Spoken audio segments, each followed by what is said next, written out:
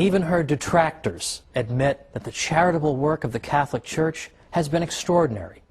But today we're going to see that Catholic charity has historically been even greater than Catholics themselves may realize.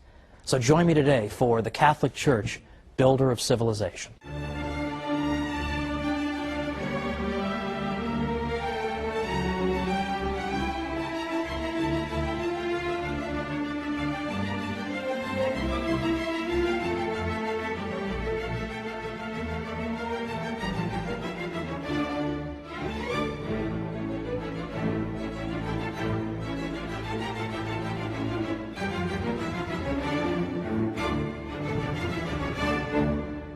Welcome to the Catholic Church, Builder of Civilization. I'm Thomas Woods. Today we're talking about Catholic charity. Now we all think we know all about Catholic charity, and indeed we do know a great deal about it. Even her opponents admit that the Catholic Church has done more charitable work than you can possibly believe. But Catholic charity is in fact even greater than people realize. And today we're going to explore why. For instance, it's the quality of the charity as well as the quantity. It's not simply that the Catholic Church did a lot of good work for people. That we'll look at in a moment. But it's the spirit that animated that charity as well. So, for instance, the Catholic Church taught that you should help somebody not because you expect a reward or you're going to keep hectoring this person forever, that you owe me something, remember I helped you 3.5 years ago, or you don't do it so that you can show the world what a great person you are. You do it because it pleases God, because you respect a fellow human being as being made in the image and likeness of God, and that you know that charitable work pleases Him. This is why you do it. You do it out of a love for God and your fellow man, not because you expect any kind of reciprocity. Beyond that, we have even the counsel from the Church that you should even help your own enemies. What, are you crazy? In the ancient world, they would have thought that was crazy. In ancient Greece and Rome, that would have been considered absurd. And indeed, in the ancient world, a lot of the giving was self-interested. It was not given out of the pure desire simply to help a fellow human being. So the quality, the kind of charitable work, the spirit that animated it, was very different in the Catholic world than it had been in the world that preceded the Church. But we should not at the same time disparage the question of quantity, because here too the Church excelled. Because for the first time you had institutionalized care for the sick and widows and orphans and the poor. Now again, there had been generosity shown in the ancient world, no one would deny that, but nowhere near the level that we see under the Catholic Church. Now remember my rule, I want to cite anti-Catholics whenever I can to show that what I'm saying really is true, because even an opponent of the Church admits it. Well, I'm fond of citing a historian from the 19th century named W.E.H. Lecky, because he was known to be an opponent of the Catholic Church, and yet when he wrote about this subject and he spanned the historical record, he concluded that there is no question that neither in practice nor in theory, neither in the institutions that were founded, nor in the place that was assigned to it in the scale of duties, did charity in antiquity occupy a position at all comparable to that which it has obtained by Christianity. So it's both the quality and the quantity of the Catholic charitable work that distinguishes it and makes it so historically interesting and compelling. Now, one objection can be raised to what I've said so far. There was an ancient school of philosophical thought called Stoicism. And the Stoics did indeed seem to be people who called for doing good deeds out of a sense of duty and without any expectation of reciprocity. The Stoics, in effect, believed that the wise man was a man who had no emotional connection to the world, who was such a master of his own person that he was utterly unperturbed by outside events, no matter how tragic. Well, it was in that spirit, that very, in a sense, empty kind of spirit of merely discharging your duty, that the Stoics engaged in charitable work. Yes, they taught that the wise man knows that he is a citizen of the world and all men are, in effect, to be cared for, but they are to be cared for without lending any emotional attachment to the relationship. So, for example, Seneca, who was a Stoic, said, "The sage will console those who weep, but without weeping with them. He will succor the shipwrecked, give hospitality to the proscribed, and alms to the poor, restore the son to the mother's tears, save the captive from the arena, and even bury the criminal. But in all, his mind and his countenance will be alike untroubled. He will feel no pity. He will do good, for he is born to assist his fellows, to labor for the welfare of mankind, and to offer each one his part. His countenance and his soul will betray no emotion as he looks upon the withered legs, the tattered rags, the bent and emaciated frame of the beggar. But he will help those who are worthy, and like the gods, his leaning will be toward the wretched. But it is only diseased eyes that grow moist in beholding tears in other eyes." Well, that was the spirit of the charity of the Stoics. So they themselves were to be unperturbed by outside events, by the misfortunes of those whom they helped. And so naturally they were perhaps not as eager to go out looking for evil, because they in effect tried to ignore the existence of evil. They did not make the kind of emotional connection that we see, for example, in a Mother Teresa. Mother Teresa, these people were not. In fact, we have example after example of Stoics being given bad news. For instance, "Sir, your child has just perished," and we hear the Stoic reply so flippantly, saying things like, "Well, had to go sometime." Who on earth would say that when losing a child? But that was how the Stoic demonstrated his complete mastery of the outside world. "I'm unperturbed by this. Nothing can affect me. I do not let my emotions get the better of me." Now, getting back to the Catholic Church, where does this spirit of Catholic charity come from? Well, it comes from her founder. It comes from the teaching of Christ himself, who of course said to us, "A new commandment I give unto you, that you love one another as I have loved you, that you also love one another. By this shall all men know that you are my disciples, if you have love one for another." St. Paul went to an even greater extreme to some people when he specifically noted that you should show charity even toward your enemies. Now, Christ instructed that of us as well. But St. Paul was cited repeatedly on this front, and his letters were cited repeatedly by early church fathers to encourage people to follow the counsel of St. Paul, and in fact to do good even for their enemies.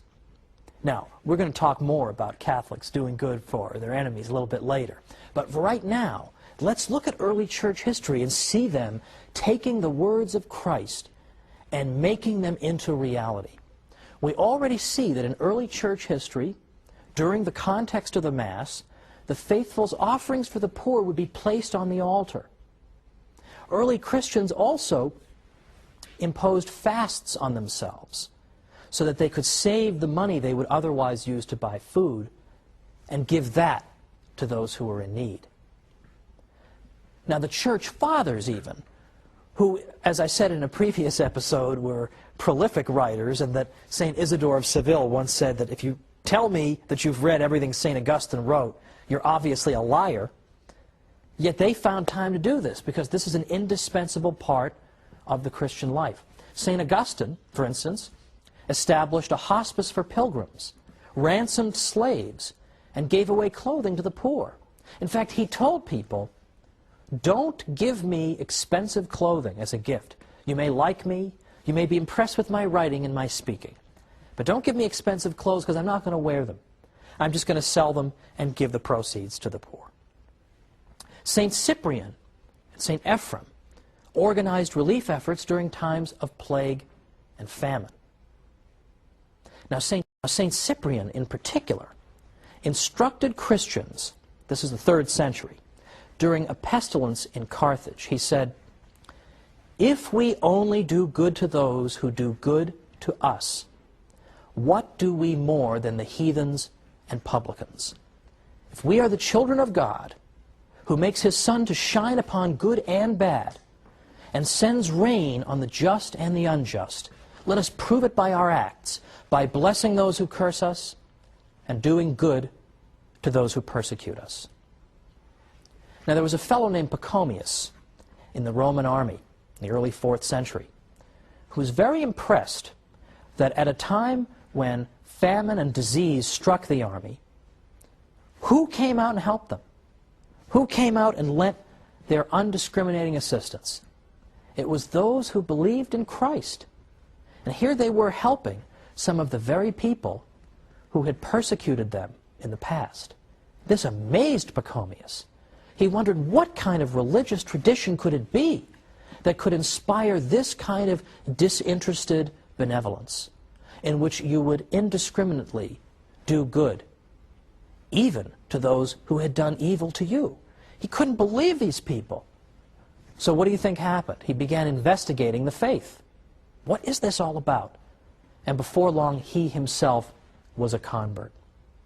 This is, in large part, how a great many Catholics have converted non-Catholics. It's not always by debating them into the church or bashing them over the head into the church, although, by the way, that's how I came in. People bashed me over the head over and over and said, "It's the one true church. What's the matter with you, you Lutheran?" And it made me think, and I came in. But other people have been brought into the church because Catholics have just niced them to death. They're just so nice to them all the time, they just can't take it anymore. Okay, I will look into this. How can you people be so good to me? And that's what brings them in. That's what brought in Pachomius. This is the great witness of Catholic charity. Now, as I say, it's always fun to see what anti-Catholics have to say. And there are many of them. But even anti-Catholics have admitted, as we'll see after the break, famous anti-Catholics have admitted that they don't know how to account for what the Catholic Church has done. They look at Mother Teresa, they don't know how to explain this without using a supernatural explanation. Well, let's go ahead and come on back after the break, and we're going to see some of the Church's most outspoken opponents and what they've had to say about Catholic charity. So come right back.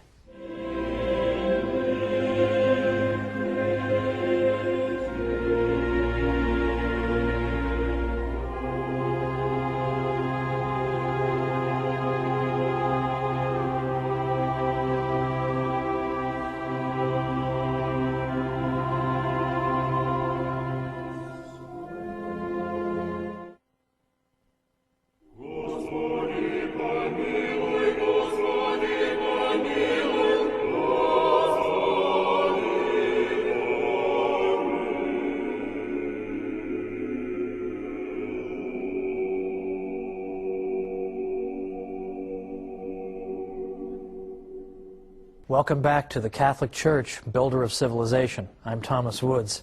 Today we're talking about the extraordinary story of Catholic charity and arguing that in fact it's been far greater than even the Church's greatest friends, I think, have sometimes appreciated. So we've gone through and seen, for example, what the early Church Fathers did in terms of charity. I gave a few examples of that. Or we've seen in the Scriptures where Catholics are urged to display an exemplary degree of charity. We've seen how it contrasts with the attitude of the ancient world, in which charitable work was something to be done, in effect, for a reward, or to call attention to oneself. And even when you do have the example of a school of thought like the Stoics, that does seem to say you should do good without expecting a reward, they do it out of such an emotionless sense of duty that we almost would view it as dehumanizing today. And that's not what the Catholic Church calls for at all. Well, just before the break, I was pointing out that a great many of the Church's best-known opponents over the years have conceded this point about Catholic charity. So I'd like to make good on that promise and go through a few of them, because this is quite astonishing, what we hear. Voltaire was perhaps the most anti-Catholic French intellectual of the 18th century, and that is saying something. And yet even Voltaire had to admit that he could not get over the extraordinary sacrifice that women religious made in order to work in hospitals. These nuns in their good work were extraordinary to him. And so Voltaire actually said, "Perhaps there is nothing greater on earth than the sacrifice of youth and beauty, often of high birth, made by the gentle sex in order to work in hospitals for the relief of human misery, the sight of which is so revolting to our delicacy." And he said, "Peoples separated from the Roman religion have imitated only imperfectly so generous a charity." Well, of course, ours is the Roman religion that he names. Now that is quite extraordinary, isn't it? That even Voltaire, who despised Catholicism, had to say, I have to hand it to them, I don't know how to account for this. Another example I sometimes cite is Julian the Apostate. Julian the Apostate was a 4th century Roman emperor from about the 360s. And Julian was anti-Christian through and through. He despised the toleration that had been extended to Christianity in the Edict of Milan in 313 by the Emperor Constantine. And in fact, Julian wanted to bring back ancient paganism and wipe out the Christian presence. And so, what did he try to do? He tried to revive a pagan priesthood and pagan ceremonies and all the trappings of an ancient pagan religion and give that the support of the state. And one thing Julian kept coming back to was that people kept being attracted to the Christian religion because the priests in that religion were so good and kind and generous, and the faithful in that religion were so good and kind and generous. And it drives Julian crazy. He says repeatedly, these people are so nice, why are my pagan priests not that nice? Why are you pagans not so nice? Because the Christians are coming in and they're snatching up people left and right by their good example. Why can't we come anywhere near imitating them? Well, there's an interesting compliment, isn't it? Okay, I mean, Julian has no particular interest in complimenting people who have the faith, and yet here he is forced to do it because you're showing us up as pagans. Now, my personal favorite in this list is Martin Luther, because I myself am a former Lutheran. That is a whole other story for a whole other program. However, I know a little something about Luther. I've read an awful lot of what Luther wrote. And Luther himself admitted that he couldn't quite get a handle on Catholic charity either. And why it was that charitable work under his teaching seemed to dry up. He had no explanation for this, and it drove him crazy. Now, before I go any further, I want to anticipate an objection here, because sometimes I get this. I get people saying, well, should you really portray Martin Luther as an enemy of the Catholic faith? I mean, wasn't he, toward the end of his life, didn't I hear something about maybe he was having second thoughts? Well, I don't think so. Because in fact, the last book Martin Luther wrote was called Against the Papacy at Rome, an Institution of the Devil. So if he's having second thoughts, he has a very funny way of showing it. Well, Luther, of course, taught the doctrine of justification by faith alone. And he repeatedly said that we don't need to do good works in order to get into heaven. Now, this is a very technical, theological discussion here. And Luther, by the way, was not saying that nobody should do good works. In fact, Luther argued that a Lutheran could do good works in an even purer spirit than a Catholic could, because a Lutheran would know that the good works were not going to do anything for him salvation-wise. He was doing them only because he loved God, whereas a Catholic is always thinking in terms of self-interest when he does good works. But Luther's point was that good works aren't going to do anything in terms of your salvation, whether they're done in the state of grace or whatever, not going to do anything. But what some people took Luther to mean, and Luther is partly to blame for this, was that you don't need to do good works, period. Because Luther would speak in such exaggerated language that at one point he actually said, you can commit adultery 100 times a day, and you can commit 100 murders a day, but as long as you have adultery 100 times a day, and you can commit 100 murders a day, but as long as you have a lively faith, this will not tear you away from Christ. Well, I think people can be forgiven if they conclude from that that good works are not that important. So what Luther started to see in his day was this phenomenon, whereby a tradition of good works began to dry up completely. In fact, Luther himself deeply regretted this and said, at least under the papacy, that is to say, at least under the Catholic Church, you didn't have to force people to be charitable. You didn't have to hold a gun to their heads. They would be charitable spontaneously. He says, whereas living under the gospel, and by under the gospel he means under Lutheranism, he says, not only do I see no charity, to the contrary, people are grasping at each other's belongings. People have become envious and self-centered. He was very interested in this. And throughout his life, he continued to observe good works by Catholics in hospitals and so forth. And it really was a rebuke to him. In fact, at one point, he got so frustrated with his fellow Germans that he tried to leave altogether. He just said, I just had it with you people. Nobody's living the gospel. Nobody's living the Christian life. That's interesting. He had to concede. The Catholic Church had helped to make people charitable. Now, a couple years ago, I was interviewed in the Washington Post. So obviously somebody was fired over that, but I was interviewed in the Washington Post in their live online segment, which I really like, because it's a live question and answer session on the internet. And so readers can type in questions, and then I'm sitting at my computer and I'm seeing all the questions come in, and then I answer them. Well, the questions are coming in fast and furious, so if you didn't have carpal tunnel syndrome before this process, you definitely have it afterward. One of the questions I got I thought was very interesting, and I thought a fair question. The person asked, after all, however, isn't Catholic charity really at its root self-interested? Because, in fact, isn't the person engaged in charity because he expects a reward? He expects to go to heaven. So can't we really say that really Catholic people are no different from people in the ancient world? They're all seeking rewards. And so I thought that was a fair enough objection. So I gave this answer. And I hope this is a good enough answer. If you don't think it's a good enough answer, write to me and I'll give a better answer the next time. But I gave an answer that was twofold. I said, first of all, the Catholic Church recommends to us in effect tells us there are three different levels of sanctity when it comes to doing good.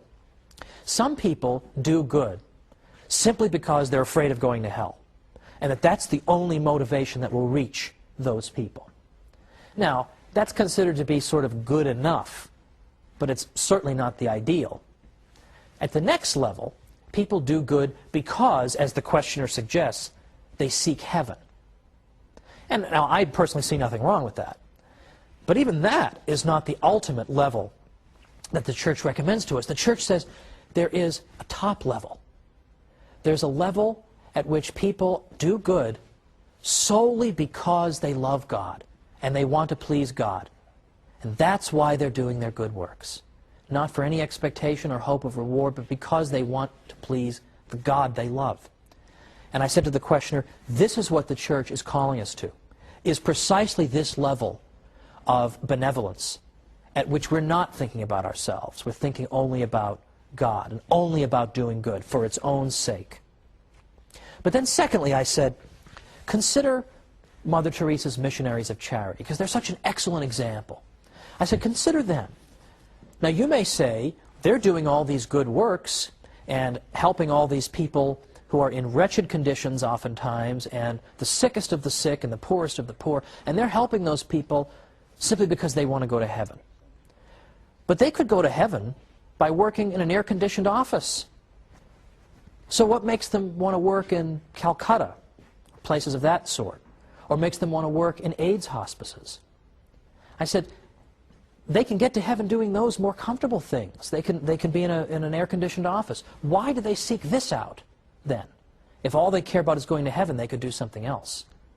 And moreover, look into their eyes. Look into the eyes of one of those missionaries of charity nuns in one of these AIDS hospices, in which she's looking at patients who oftentimes during their lives have been alienated from the Church and sometimes even hostile.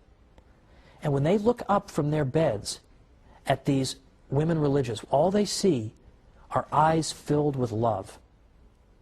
And I said, can you really look in those eyes and say that all you see is a woman seeking a reward? That's all you see? Don't you see something there that is far deeper and more significant and more moving? That was my answer. And I think that is ultimately the answer. And in fact, the Christian God, following from the Hebrew tradition, believes that it is good for human beings to be good to each other.